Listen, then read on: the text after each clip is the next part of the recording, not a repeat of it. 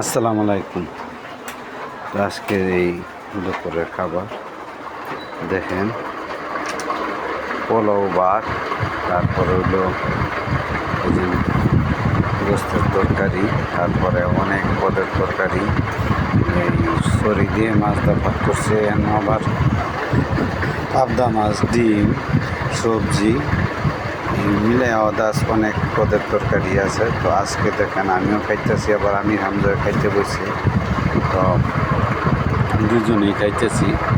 তো দুপুরের খাওয়াটা তো অনেক আরামের জিনিস। তো আজকে কাজে যাই নাই, দুপুরে খাইতে বসি। তো দুপুরবেলা খাবার দাবারগুলো খুব ভালোভাবে খাইতে পারলে এটা একটা খুব আনন্দের একটা বিষয়। তো আমি খাবার সবসময় খুব স্বাচ্ছন্দ্যবোধে খাই। আমি খুব ভোজন বিলাসিতা মানুষ। তো ভোজন বিলাসিতা যা খাবো মুখে তা যাইব দেহে। তো দেহের ভিতরে গেলে সেটা কাজে লাগবে। আর বিনা কারণে অন্য কোনো খারাপ কাজে যদি আপনারা কোনো জিনিস নষ্ট করে দেন, তো এটা আপনাদের দেহের ভিতরে গেল না, পারিবারিক সূত্র কেউ খাইতে পাইল না।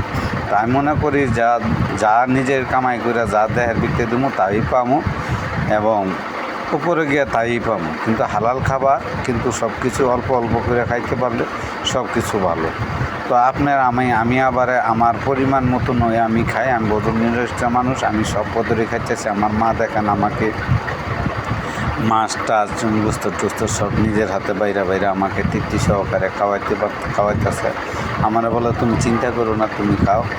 আমি আমরা আমার খাওন দেখে হ্যাঁ চাইতে হ্যাঁ, আবার ততটা খাওয়া মানুষ না, হ্যাঁ হ্যাঁ পরিমাণ মতন খায়। তো সবাই আমি ভালো ভিডিওটা ভালো করে দেখবেন, শেয়ার করে দিবেন। সবাই ভালো থাকবেন। আসসালামু আলাইকুম।